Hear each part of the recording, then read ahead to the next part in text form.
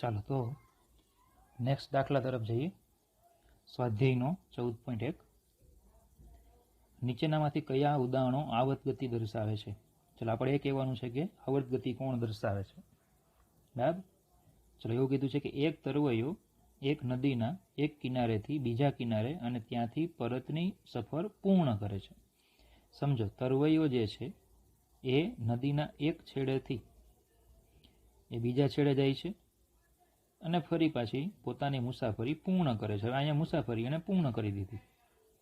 બરાબર, મુસાફરી છે એને શું કરી દીધી? પૂર્ણ કરી દીધી. હવે બીજું કે આપણે એવું બિલકુલ આમાં નથી આપ્યું કે તરવૈયો જે માર્ગે જાય છે એ જ માર્ગે ફરી પાછું મુસાફરી પૂર્ણ કરે. બરાબર, કારણ કે આમાં આવર્ત ગતિ માટે એક નિશ્ચિત પથ હોવો જોઈએ, તો એની પણ આપણે કોઈ વાત નથી કરી.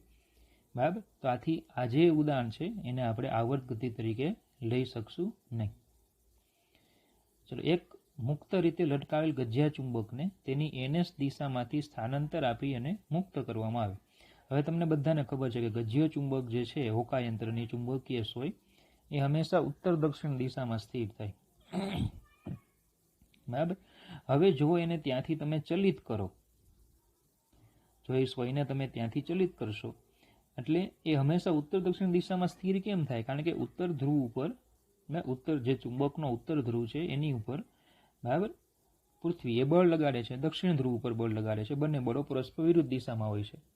હવે જ્યારે તમે ત્યાંથી ચલિત કરશો, સોયને તમે ઉત્તર દક્ષિણ દિશામાંથી ચલિત કરશો એટલે શું થશે? એ બળો જે ઉત્તર ધ્રુવ અને દક્ષિણ ધ્રુવને કારણે જે ચુંબકીય બળો લાગે છે એ બળ યુગ્મ ઉત્પન્ન કરશે અને પરિણામે આમાં શું થશે? ટોર્ક ઉત્પન્ન થાય. બરાબર, એટલે સોય શું કરશે? ટોર્ક ઉત્પન્ન થશે એટલે પ્રવેગી ગતિ કરશે અને પરિણામે સોય જે છે એ આ રીતે આવી જશે. ફરી પાછું આ બળ છે આમ લાગશે, આ બળ છે આમ લાગશે અને ફરી પાછી સોય છે એ આમ ગતિ કરશે. ટૂંકમાં આ શું કરશે? સતત આવર્ત ગતિ કર્યા રાખશે. જે સોય છે એ સતત શું કરશે? આવર્ત ગતિ કર્યા રાખશે. તો આને આપણે આવર્ત ગતિનું ઉદાહરણ કહી શકીએ.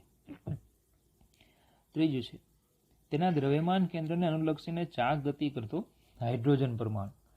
એના દ્રવ્યમાન કેન્દ્રને અનુલક્ષીને ચાક ગતિ કરતો કોણ છે? હાઇડ્રોજન પરમાણુ. તો સીધી વાત છે, ચાક ગતિ કરે છે, દ્રવ્યમાન કેન્દ્રને અનુલક્ષીને કરે છે, એટલે આને આવર્ત ગતિ આપણે કહી શકીએ. એક ધનુષમાંથી છોડેલું તીર. હવે સીધી વાત છે કે ધનુષ જે છે એમાંથી તીર એક વખત છૂટી જાય પછી એ પાછું આવતું નથી, એટલે આ ગતિ છે ને આપણે આવર્ત ગતિ કહી શકશું નહીં.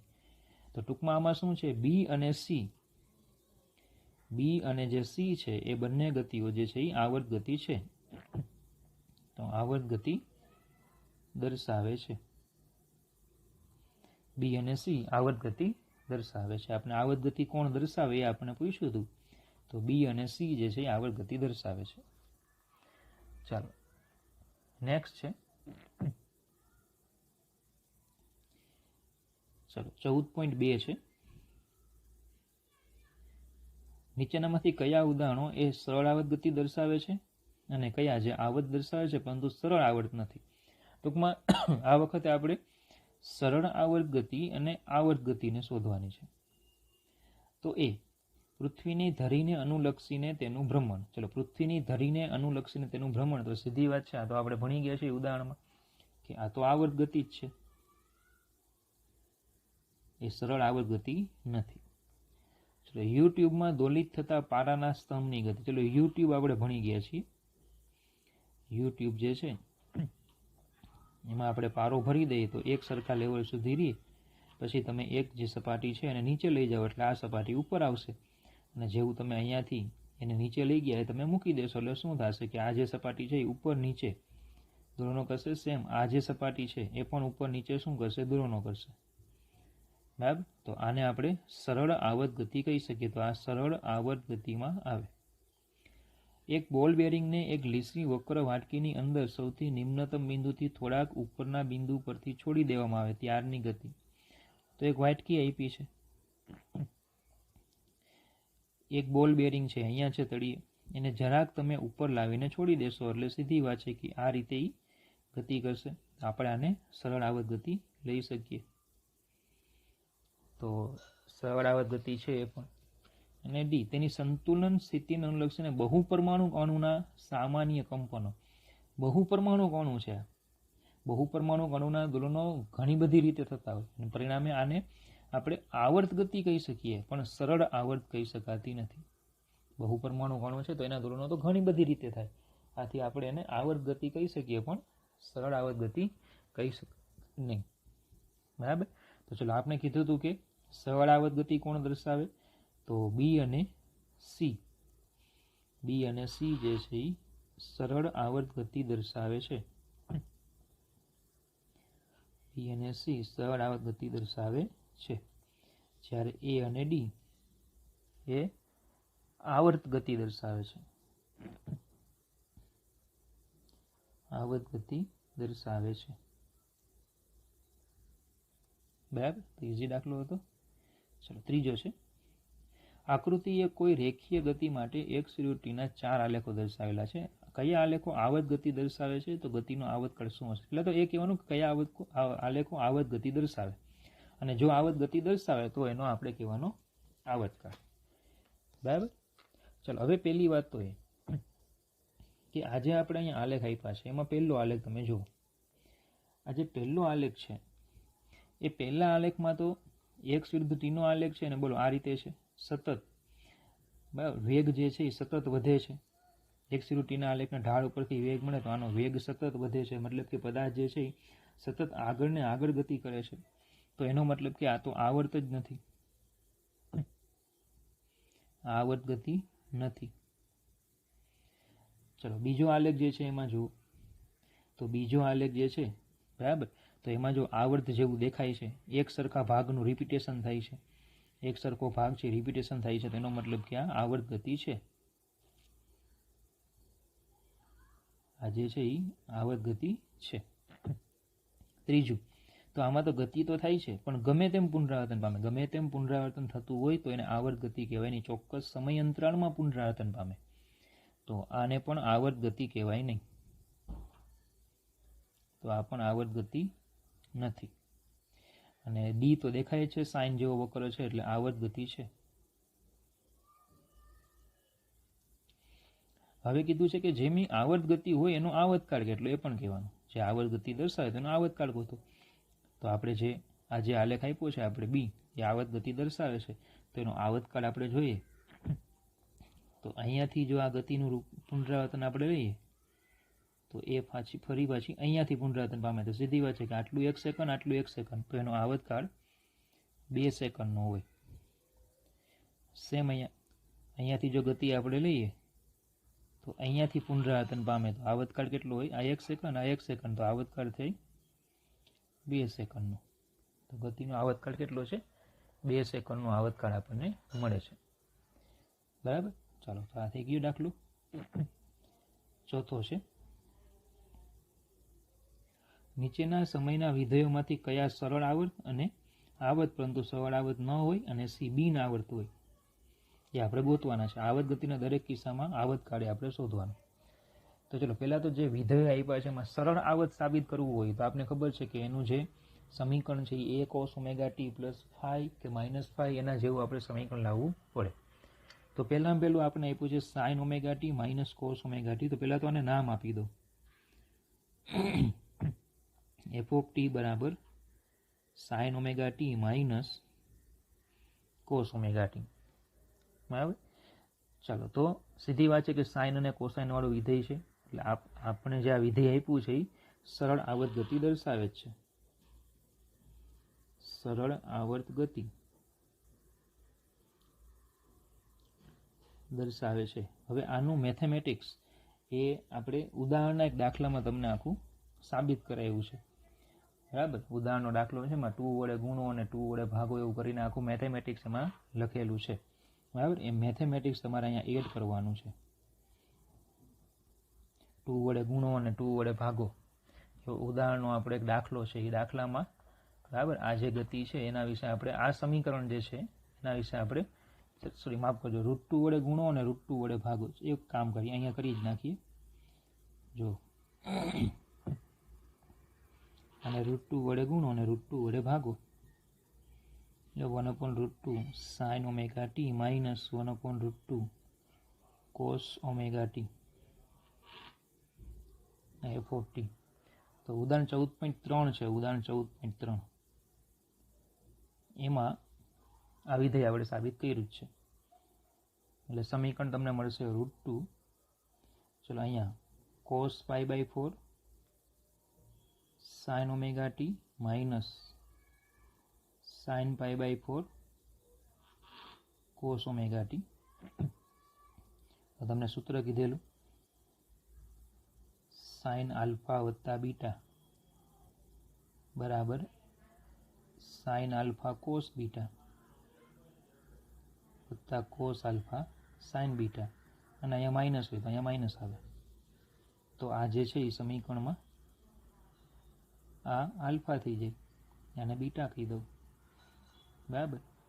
તો આ આલ્ફા ને આ બીટા, એટલે સમીકરણ થઈ જાય sin alpha cos beta minus cos alpha sin beta. તો sin alpha minus beta ωt minus π/4, બરાબર. તો ચલો આ સરળ આવર્ત ગતિ દર્શાવે છે.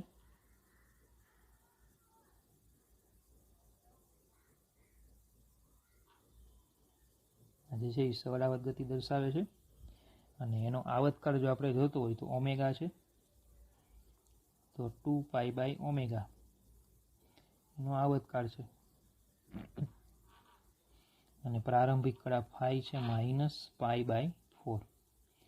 ચલો -π/4 એટલે તમને એવું કીધેલું મેં કે વર્તુળ હોય એમાં -π/4 એટલે નીચે આવે, આટલો જે ખૂણો આવશે એ -π/4 કહેવાય. તો આપણે આ જે ટોટલ લખવો હોય તો 2π માંથી π/4 બાદ કરવા પડે, એટલે 7π/4 રેડિયન. આ થઈ જાય 5, બરાબર. 7π/4. ઓકે. તો સરળ આવર્ત ગતિ દર્શાવે છે જેનો આવર્તકાળ છે 2π/ω અને પ્રારંભિક કળા છે 7π/4.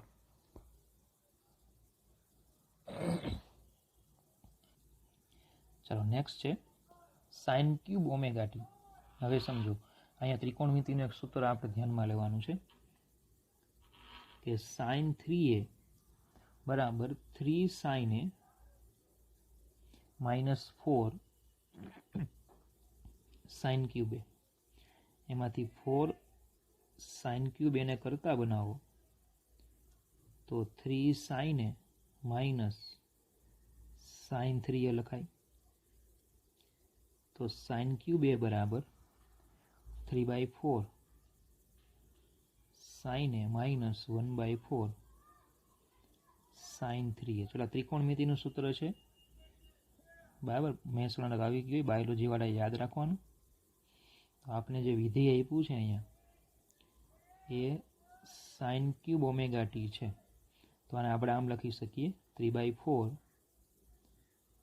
sin ωt minus 1/4 sin 3ωt, બરાબર. 3/4 sin ωt minus 1/4 sin 3ωt. તો સીધી વાત છે કે આપેલું જે વિધેય છે એ સરળ આવર્ત ગતિ દર્શાવે છે. સોરી, માફ કરજો, આપેલ વિધેય છે આવર્ત ગતિ દર્શાવે છે, પરંતુ સરળ આવર્ત નહીં. એનું કારણ છે, કારણ કે અહીંયા જે 3/4 અને 1/4 જે છે, અહીંયા આ 3/4 અને 1/4, બરાબર. હવે એને તમે કોસમાં ક્યાંય રૂપાંતર કરી જ નહીં શકો, સાઇનની બાજુમાં કોસ લખવો પડે તો અહીંયા કોસ આવશે, તો કોસ સાઇન, બરાબર, એવું થશે. અને બંને મૂલ્યો અલગ અલગ છે, તો તમે એક સરખા પદો સેટ નહીં કરી શકો, જેવા આપણે આમાં કર્યા હતા. જુઓ, આ 1/√2, આ 1/√2, તો આ cos π/4, અહીંયા sin π/4. તો એક સરખા ખૂણાઓ હોય, આ મૂલ્યો એક સરખા હોય તો ખૂણા એક સરખા મળશે. અહીંયા તો મૂલ્યો જ અલગ અલગ છે, એટલે ખૂણા પોસિબલ જ નથી સરખા થાય, એટલે આવર્ત ગતિ કહેવાય, પણ સરળ આવર્ત ગતિ કહી શકાશે નહીં. આવર્ત ગતિ છે એટલે એનો આવર્તકાળ હોય. ચલો sin ωt વાળું પદ જે છે, બરાબર, એમાં આવર્તકાળ t કહી દો તો 2π/ω આવશે. અને sin 3ωt વાળું જે પદ છે એનો આવર્તકાળ આપણે લઈએ, sin 3ωt વાળું પદ છે એનો આવર્તકાળ t' બરાબર 2π/3 ઓમેગા આવશે, ખબર પડે. તો એનો મતલબ કે આ t/3 થાય. ચલો, તો આખી ગતિનું પુનરાવર્તન ક્યારે થાય? તો કે આ t સમયે થાય, તો આ t/3 સમયે થાય. તો આખી ગતિ ક્યારે પુનરાવર્તન પામે? તો કે આખી ગતિ જે છે એ ક્યારે પુનરાવર્તન પામશે? તો કે t સમયે. મોટો સમય હોય આવતકાળમાં લેવાનો, મોટો સમય. મોટો મતલબ કયો? કે આપણે એમ કહેતા આવતકાળ તો લઘુત્તમ સમય, પણ લઘુત્તમ નહીં, તમને આગળ ઉદાહરણ વખતે મેં સમજાવ્યું હતું. મોટો સમય મતલબ કે બંને વિધેયો રૂપાંતર ક્યાં, બંને વિધેયો ક્યારે પુનરાવર્તન પામશે? તો કે ટી સમયે. બરાબર, ટી સમયે બંને વિધેયો પુનરાવર્તન પામે. ધારો કે ટી બરાબર આપણે હું 9 કહી દઉં કે ટી બરાબર 9 સેકન્ડ છે, તો આ t/3 એટલે કેટલા થશે? 9/3 એટલે 3 સેકન્ડ થાય.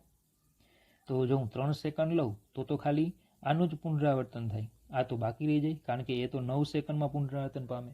પણ જો હું 9 સેકન્ડ લઉં તો બોલો આખી ગતિ પુનરાવર્તન પામે કે નહીં? એમાં આ 3 વખત પુનરાવર્તન પામે, 3 વખત. અને આ જે છે એ 1 વખત પુનરાવર્તન પામે. એટલે પરિણામે આખું જે વિધેય છે એ 1 વખત પુનરાવર્તન પામે. એટલે આવતકાળ કેટલો લેવાનો? t, 2π/ω. તો થોડો કટપટો દાખલો હતો, બરાબર. ચલો, 3 cos, આ તો છે જ, સરળ આવર્ત ગતિ જ દર્શાવે છે, બરાબર. f of t 3 cos π/4 - 2ωt, અને આ રીતે લખો 3 cos 2ωt - π/4, કારણ કે આપણને ખબર છે કે cos of -θ = cos θ લખી શકાય. cos of -θ = cos θ આપણે લખી શકીએ છીએ. તો ચલો, આ તો સરળ આવર્ત ગતિ દર્શાવે છે.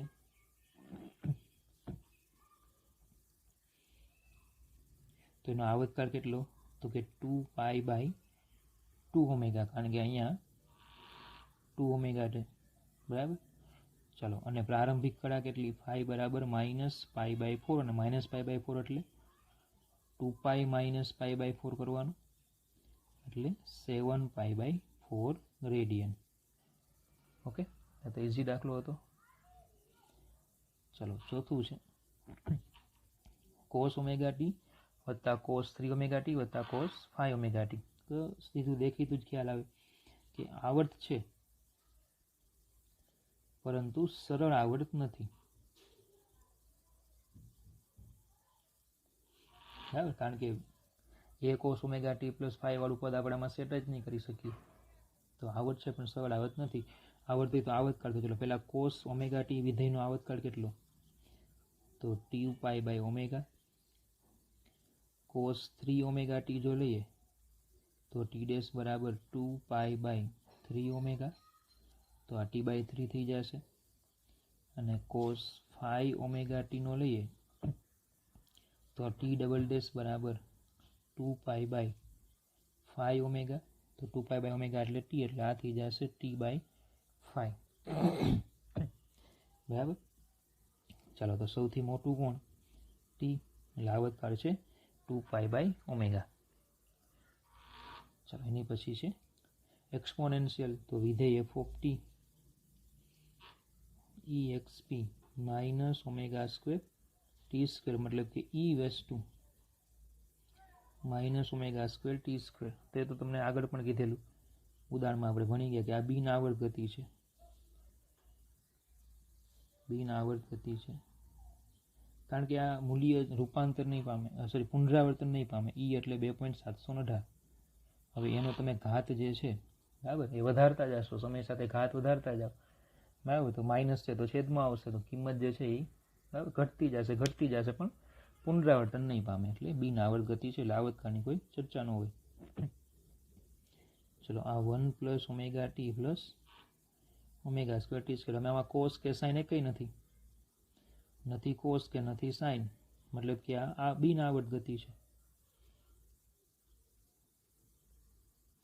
બિન આવર્ત ગતિ દર્શાવે છે, આવર્ત ગતિ નથી. ઓકે, ચાલો નેક્સ્ટ લઈએ. 10.5 એક કણ 10 સેમી દૂર એવા બે બિંદુઓ A અને B ની વચ્ચે રેખીય સરળ આવર્ત ગતિ કરે છે. તો ચલો, આવું આપ્યું છે તમને કે એક કણ છે આ એ છે, આ બી છે. બંને વચ્ચેનું અંતર જે છે એ 10 સેન્ટીમીટર છે. એક કોણ જે છે એ આમની વચ્ચે શું કરે છે? દોલનો કરે છે. રેખીય સરળ આવત ગતિ. આ રીતે રેખીય સરળ આવત ગતિ કરે છે. એ થી બીની દિશાને ધન લેવાની.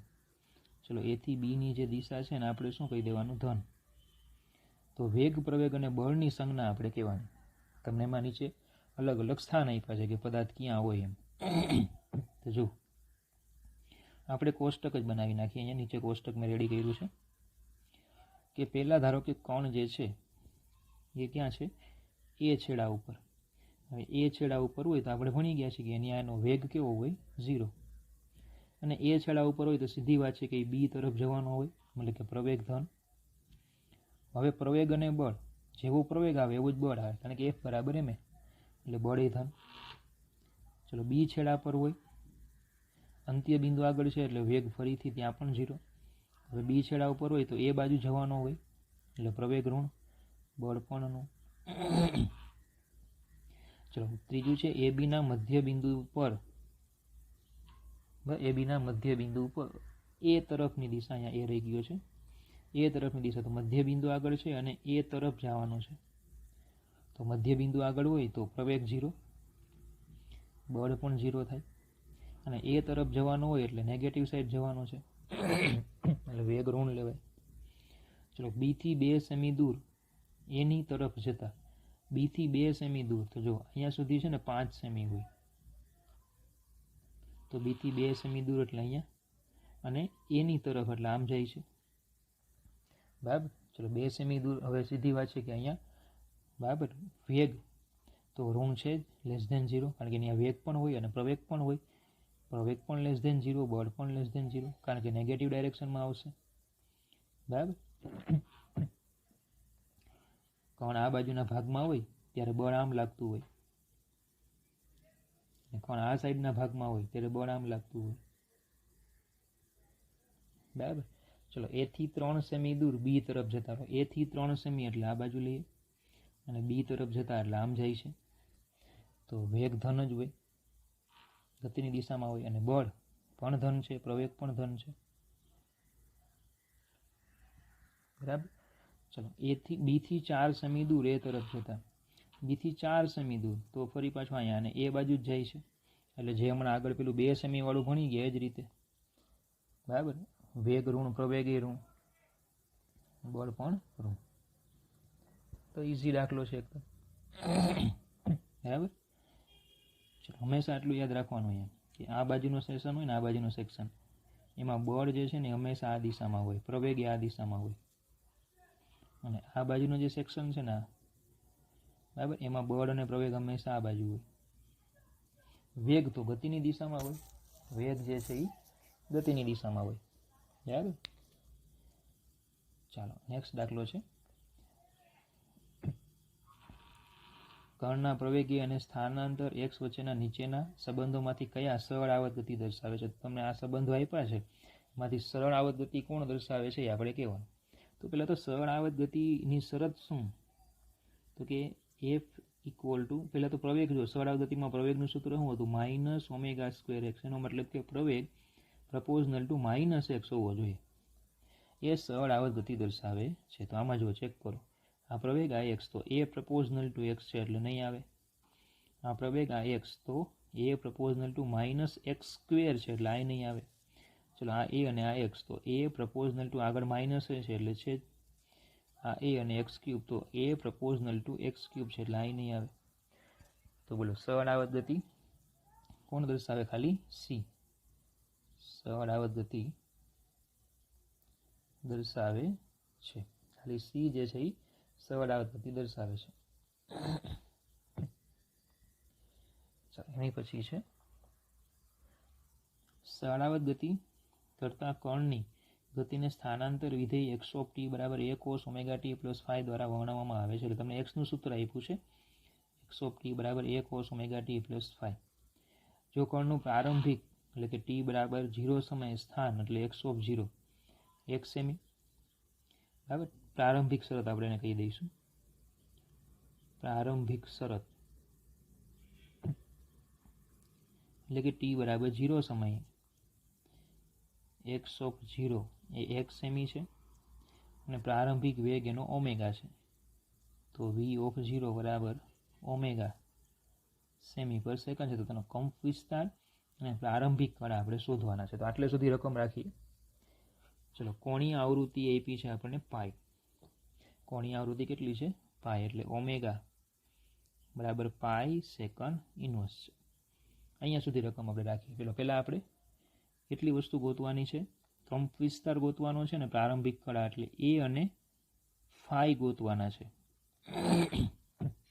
હવે પહેલાં તો એક્સનું સમીકરણ આપણે લેવાનું કીધું છે. એક્સ ઓફ ટી બરાબર A cos omega t plus phi.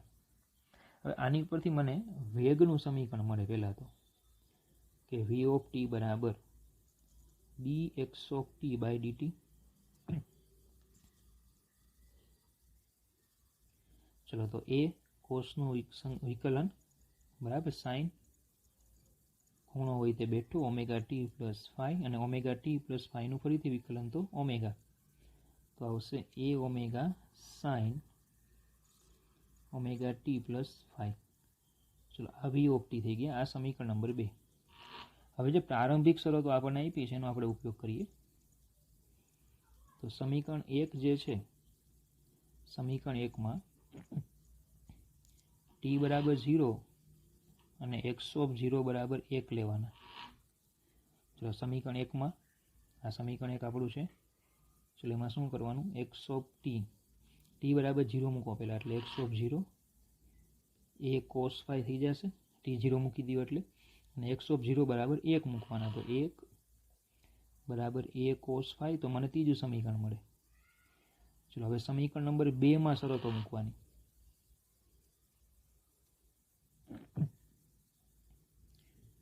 સમીકરણ નંબર 2માં ટી બરાબર 0 સમયે વેગ કેટલો છે?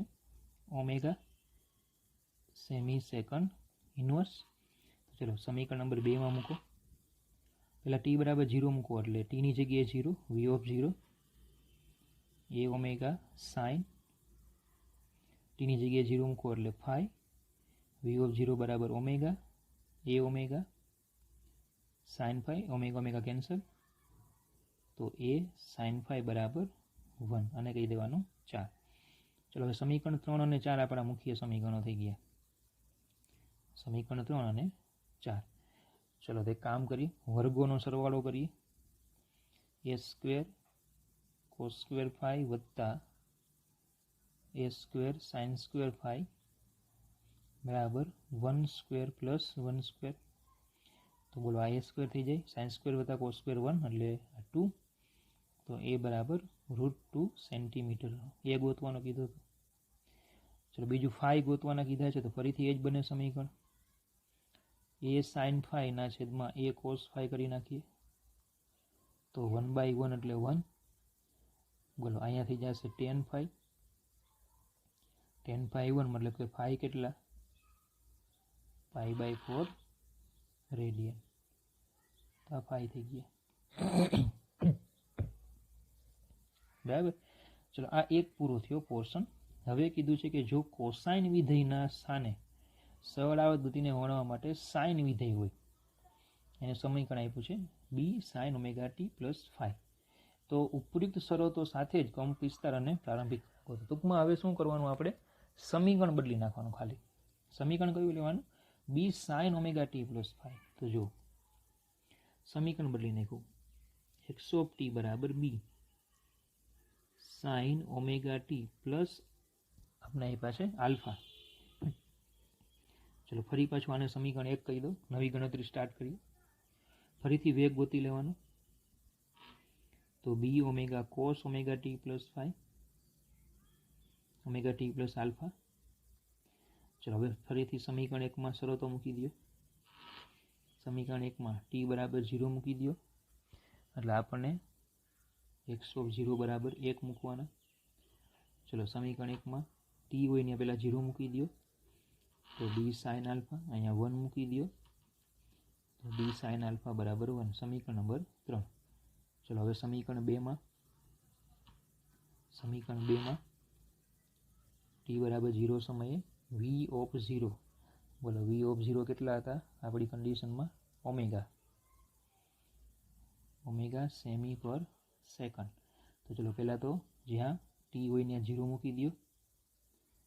બી ઓમેગા કોસ આલ્ફા, આ થઈ ગયો ઓમેગા, બી ઓમેગા કોસ આલ્ફા. તો બી કોસ આલ્ફા બરાબર 1.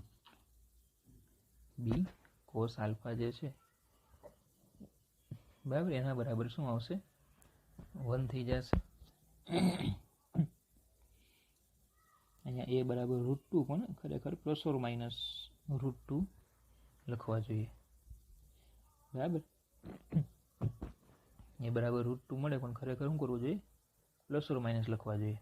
અને મારી બીજી પણ ભૂલ થઈ, કોસનું વિકલન માઇનસ સાઇન કરવાનું હતું એટલે અહીંયા માઇનસ આવશે. એટલે અહીં કન્ડિશન મૂકીશ ને તો અહીંયા -1 આવશે. એટલે આ માઇનસ થઈ જશે, આ માઇનસ થશે એટલે આ -π/4 આવશે. જરા આટલી ભૂલ સુધારજો. કોસનું વિકલન માઇનસ સાઇન આવશે એટલે આટલી જગ્યાએ સુધારા કર્યા. અહીંયા માઇનસ કર્યા, અહીંયા માઇનસ કર્યા એટલે અહીંયા માઇનસ આવશે, અહીંયા માઇનસ આવશે એટલે -1 થશે. વર્ગમાં તો ફેર નહીં પડે. અહીંયા -1 થાય એટલે આ માઇનસ આવશે એટલે આ માઇનસ થશે, -π/4 એટલે તમે 7π/4 એ લખી શકો. બરાબર, ચાલો તો એ ભૂલ જરાક થઈ હતી આગળ. તો આ સમીકરણ ચાલુ. હવે આ તો બહુ ઇઝી છે. સમીકરણ 3 અને 4 પરથી આપણે આવું લખી શકીએ.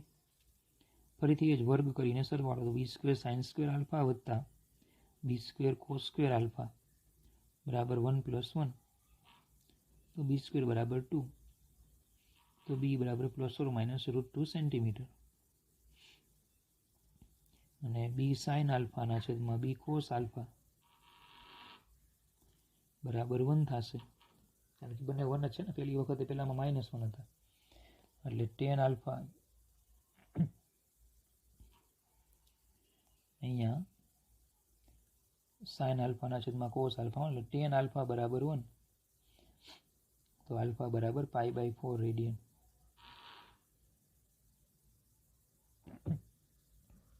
ઓકે, તો સહેલો દાખલો છે. જરાક આગળ મારી મિસ્ટેક થઈ હતી એ બદલ સોરી. બરાબર, જરા જોઈ લેવાનું ફરીથી એક વખત.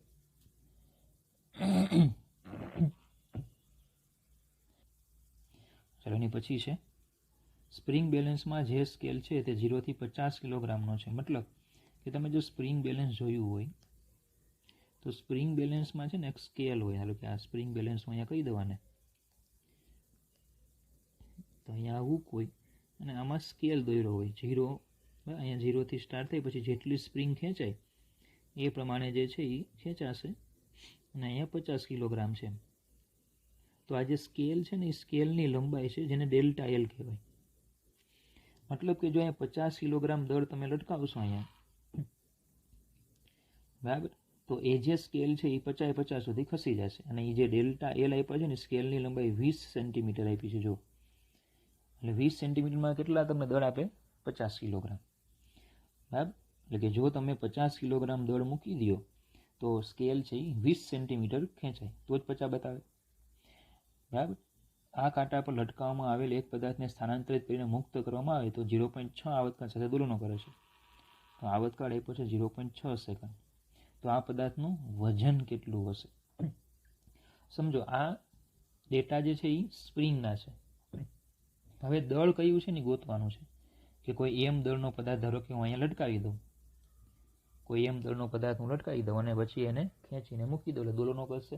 તો એ દોલનો કરે તો એનો આવર્તકાળ મને કેટલો મળે છે? 0.6 સેકન્ડનો મળે છે. આવર્તકાળ કેટલો મળે? 0.6 સેકન્ડ. તો એ દળ કેટલું હશે એ ગોતી લેવાનું. દળ ઉપરથી વજન મળી જશે.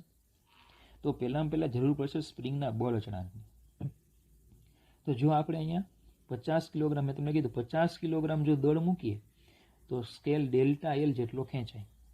તો આપણે આવું લખી શકીએ કે બળ લાગશે કે ડેલ્ટા એલ બરાબર કેટલું હશે? mg. બળ જે છે એ કે ડેલ્ટા એલ બરાબર mg. એમ એટલે કયા? જે 50 કિલોગ્રામ આપણે એમ ડેશ લઈએ તે, એના ઉપરથી કે મળી જાય. એમ ડેશ જીના છેદમાં ડેલ્ટા એલ. તો કે બરાબર, ચલો એમ ડેશ એટલે 50, જી 9.8 અને ડેલ્ટા એલ 0.2. તો કે મળી જશે 2450 ન્યૂટન મીટર ઇન્વર્સ. હવે ધારો કે આપણે એમ દળનો પદાર્થ લટકાવીએ તો એનો આવર્તકાળ t બરાબર 2π√m/k. દળ જોઈએ છે તો પેલા દળને કરતા બનાવી દઉં તો t² બરાબર 4π²m/k. તો m બરાબર kt²/4π². તો m બરાબર, ચલો k તો મળી ગયા 2450. આવર્તકાળ છે 0.6 નો વર્ગ 4 ગુણ્યા 3.14 નો વર્ગ. તો એમ આપણને મળી જશે 22.36 કિલોગ્રામ. તો વજન W બરાબર mg 22.36 ગુણ્યા 9.8 એટલે થઈ જશે 219.16 ન્યૂટન. બરાબર. તો નવી માહિતી આમાં કઈ એવી દાખલામાં કે જે આ તમને ડેલ્ટા એલ, 50 કિલોગ્રામનો સ્કેલ, એ માહિતી પરથી હંમેશા તમને શું મળશે? કે. એટલું યાદ રાખજો, એ માહિતી પરથી હંમેશા કે મળે. એટલે એવું નહીં સમજી લેવાનું કે અહીંયા નીચે 50 કિલોગ્રામ દળ લટકાવ્યું છે. ખરેખર લટકાવ્યું નથી. નીચે તો આપણે કેટલું લટકાવ્યું છે? 22.36 જ લટકાવ્યું. પણ કહેવા શું માગે છે? 50 કિલોગ્રામ મૂકો તો 20 સેન્ટીમીટર ખેંચાય. તો એના ઉપરથી આપણને સ્પ્રિંગનો બળ અચળાંક મળે. બરાબર. ચાલો નેક્સ્ટ દાખલો લઈએ. 14.9 છે. આકૃતિમાં બતાવ્યા પ્રમાણે 1200 ન્યૂટન મીટર ઇન્વર્સનો સ્પ્રિંગ અચળાંક ધરાવતી, એટલે કે આપ્યા છે 1200 ન્યૂટન મીટર ઇન્વર્સ ધરાવતી એક સ્પ્રિંગને સમક્ષિતિ ટેબલ પર ગોઠવેલ છે. આ સ્પ્રિંગના મુક્ત છેડા પર 3 કિલોગ્રામનું દ્રવ્યમાન લગાડ્યું. ચલો m બરાબર 3 કિલોગ્રામ. આ દ્રવ્યમાનને એક બાજુ 2 સેમીના અંતર સુધી ખેંચીને મુક્ત કરવામાં આવે. જેટલું ખેંચીને મુક્ત કરો એ કંપ વિસ્તાર બની જાય, એ પણ આગળ કીધું છે. જેટલું તમે ખેંચો, જેટલું દબાવો, એ શું થઈ જશે? કંપ વિસ્તાર. તો કંપ વિસ્તાર 0.02 સેમી છે. તો પેલું ગોતવાનું છે દોલકની આવૃત્તિ. તો બહુ સહેલું, ઓમેગા = √k/m. ઓમેગા બરાબર 2πf √k/m. તો f ને કરતા બનાવો 1/2π √k/m. તો f = 1/2 ગુણ્યા 3.14 રૂટ k એટલે 1200 ના છેદમાં m એટલે 3. તો તમને આવૃત્તિ મળી જશે અહીંયા 3.18 હર્ટ્ઝ. અને ખાલી √k/m કરશો આટલું તો તમને ઓમેગા મળશે. એ ઓમેગા આવશે 20 રેડિયન સેકન્ડ ઇન્વર્સ. કારણ કે આગળના પોર્શનમાં હમણાં આપણે એની જરૂર પડશે. જો હવે છે દ્રવ્યમાનનો મહત્તમ પ્રવેગ. તો am = ω². મહત્તમ પ્રવેગ ω². ઓમેગા એટલે 20 નો વર્ગ ગુણ્યા 0.02. તો am મળી જશે 8 મીટર સેકન્ડ -2. ચલો ત્રીજું છે મહત્તમ ઝડપ એટલે vm. vm એટલે a ઓમેગા. તો vm બરાબર a બરાબર 2 અને 0.02, ઓમેગા બરાબર 20, એટલે vm તમને મળી જશે 0.4 મીટર સેકન્ડ ઇન્વર્સ. ઓકે, તો ઇઝી દાખલો જ હતો.